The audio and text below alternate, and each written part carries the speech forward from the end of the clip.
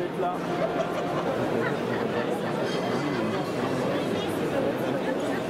Elle photographe, mais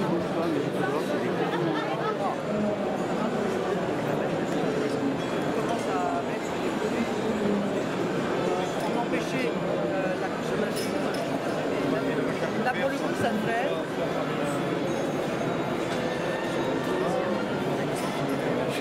Je fais campagne parce qu'on est là au cœur d'un secteur absolument essentiel pour l'avenir de notre pays, essentiel pour la sécurité alimentaire des Français, essentiel pour la souveraineté alimentaire, qui est d'ailleurs un des problèmes qui va probablement émerger de cette guerre en Ukraine et les conséquences qui peuvent intervenir du fait des sanctions qui ont été décidées par la France. Donc déjà, nos agriculteurs sont dans une situation extrêmement difficile. Déjà, les politiques qui sont menées par l'Union européenne ont entraîné une baisse de la production en Europe qui entraîne une augmentation très importante des importations et donc une souveraineté alimentaire affaissée. Bien sûr, on retrouve les mêmes problèmes que chaque année sur les revenus des agriculteurs qui ne sont pas au niveau. Bien sûr, on retrouve les problèmes de la concurrence déloyale, des importations qui sont faites dans notre pays et qui ne respectent pas les normes qui sont imposées à nos agriculteurs. Et aujourd'hui, ils sont confrontés, avant même les répercussions de la guerre en Ukraine, à une augmentation très importante des matières premières, à une augmentation très importante du carburant, du fuel, de l'essence, du gaz, de l'électricité. Et tout cela est très lourd de conséquences sur la production, sur les prix et sur leur capacité à dégager des marges. Donc bien sûr, leur inquiétude est vive de voir que cette augmentation, cette inflation pourrait s'aggraver et il faut mettre en place maintenant le quoi qu'il en coûte pour l'agriculture, parce que pendant le Covid on a fait le quoi qu'il en coûte mais les agriculteurs ils n'ont pas vu le quoi qu'il en coûte de Bercy. Et bien là il faut faire le quoi qu'il en coûte parce que c'est un plan d'urgence qu'il faut faire pour sauver notre agriculture. C'est pas seulement les agriculteurs qui nous sauvent, c'est nous-mêmes que nous sauvons là. Ça doit se traduire par des aides directes d'urgence aux agriculteurs, des aides nationales, c'est-à-dire des aides qui arrivent en supplément des aides qui sont traditionnellement celles de la PAC. Donc je vous rappelle quand même que cette PAC a baissé de 50% en euros comptants depuis les 30 dernières années. 50% de baisse. Bon, donc il faut à tout prix un plan d'abord d'urgence et puis il faut mettre tous les acteurs autour de la table pour trouver les moyens de répondre à des problèmes qui n'ont pas été résolus ni par Egalim 1 ni par Egalim 2. Et puis bien entendu, dans ces mesures d'urgence, il y a les mesures que je propose de baisse massive des coûts de l'énergie, parce que l'énergie, évidemment, a des conséquences directes sur les prix qui sont ceux des agriculteurs, leur prix de production et donc évidemment l'effondrement de leur marge ou même parfois leur production à perte.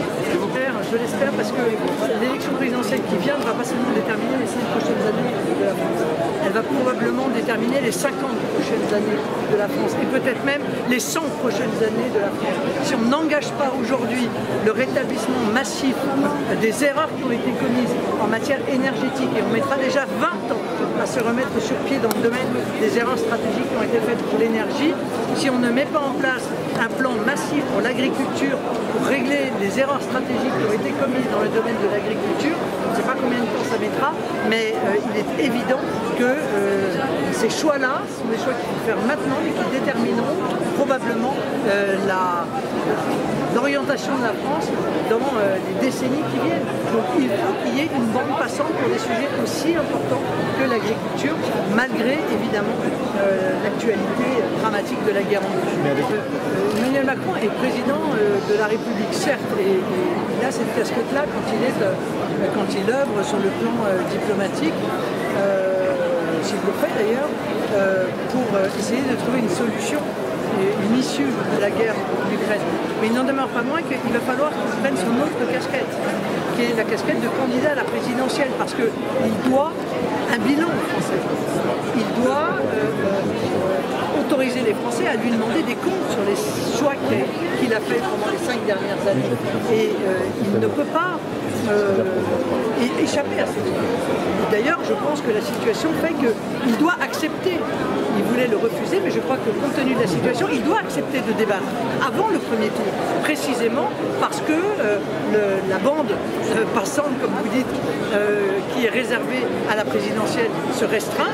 Donc il ne peut plus aujourd'hui échapper, je le crois, à un débat qui est essentiel. S'il n'y a pas de débat dans une campagne, eh bien c'est la démocratie qui évidemment est immédiatement effondrée. Oui, je pense qu'il n'y a rien d'anormal à ce que le président de la République s'exprime sur la situation internationale compte tenu de la situation. Si tant est encore une fois qu'il y ait des informations à donner aux Français sur ce sujet. Mais il n'en demeure pas moins qu'il reste 5 semaines à peu près, un peu plus de 5 semaines avant l'élection présidentielle. Il va falloir encore une fois aussi que, peut-être après la semaine prochaine, il endosse aussi son dossard de candidat et qu'il revienne sur les décisions qu'il avait prises de ne pas participer. Ce qui s'annonce, c'est justement notre autonomie énergétique et notre autonomie agricole, c'est-à-dire notre souveraineté énergétique et notre souveraineté agricole. Ce sont les deux piliers de nos libertés. Si nous n'avons pas, encore une fois, de souveraineté énergétique et si nous n'avons pas de souveraineté agricole, nous ne sommes plus un pays libre. Donc peut-être que en réalité, le mandat d'Emmanuel Macron, je l'ai dit, mais le mandat d'Emmanuel Macron, en réalité, agit comme une forme de maturation de toutes les problématiques que nous avions mis en avant, pour lesquelles nous avions alerté les Français. La crise du Covid a démontré la crise sociale, c'est-à-dire a fait émerger en réalité cette souffrance terrible qui existait et qui était niée par le gouvernement. Les gilets jaunes, la crise du Covid a mis sous les feux de la rampe la crise de notre système de protection sociale, nos retraites, l'hôpital et la guerre en Ukraine, mais la lumière sur les problèmes de souveraineté énergétique et de souveraineté alimentaire. Donc en réalité, tous ces sujets-là sont maintenant sur la table, il faut y apporter des réponses, mais ce n'est pas des réponses pour 5 ans, ce sont des réponses encore une fois pour 50 ou pour 100 ans. Bonjour.